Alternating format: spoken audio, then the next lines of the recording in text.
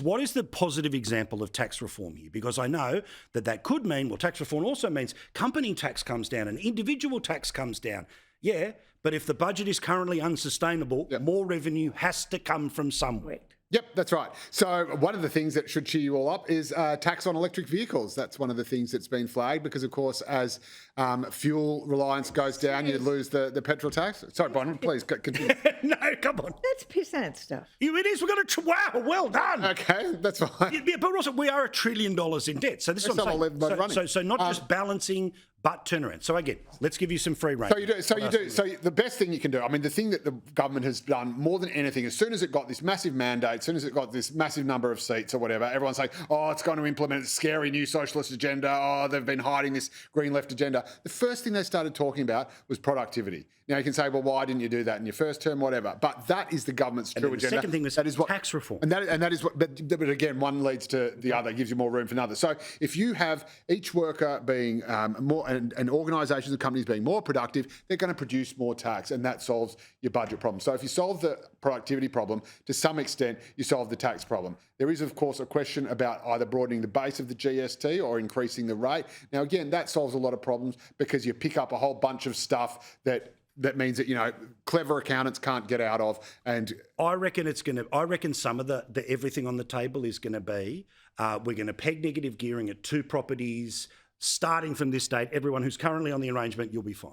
Right? I think there'll be some of that stuff so they can start to fiddle with forever numbers, because the political reality is that if everyone wants the spending but nobody wants to pay for it, then one of those two things is going to break, and break sooner rather than later. Well, the reason he said that more tax reform is because of the need for more money to be spent on defence and more money to be spent to support the care economy, of which the NDIS, of course, is the largest component. The reality is that if you stopped trying to rewire the nation and gave up on the ridiculous concept of transmission lines, $1 trillion, that could pay for our defence requirements, and it could pay for a lot of the care economy. But you can't have both. You can't have this expensive system of energy, which is cruelling productivity, and increase expenditure on defending our own nation. I agree. But a problem, or the problem, of course, Joe, is we just had an election where it was pretty obvious what the government's position was. It was pretty obvious what their double down was. That's right. And it's pretty obvious what people, their numbers. That's right. And then people I don't like it. I know. And again, I've got no problem with nuclear. The Australian electorate does. Okay. And yes, there are going to be upfront capital expenses associated with building all this infrastructure. And yes, you're going to kiss goodbye to all those, those resources from. But I admire that you're the first person in 15 years who sat here and actually said that.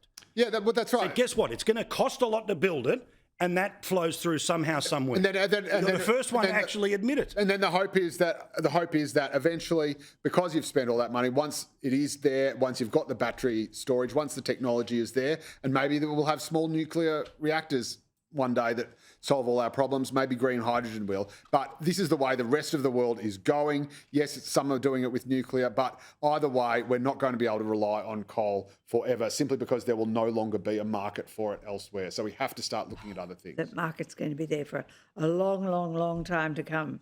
And the reality is that it produces the cheapest power, which is why India uses it, why China uses it. Yep, I know, but they will be cutting down. And China and India, I mean, everyone rolls out the China example. Yes, China's building a lot of coal-fired power stations. Right. It is also building a huge amount of wind farms and solar farms. It is building more of both than any other economy, and that's because it's bigger than any other economy. And yes, it gets a bit of a get-out-of-jail-free card for its coal use because it's got an extra 10 years on the rest of us. Coal is producing most of its required power.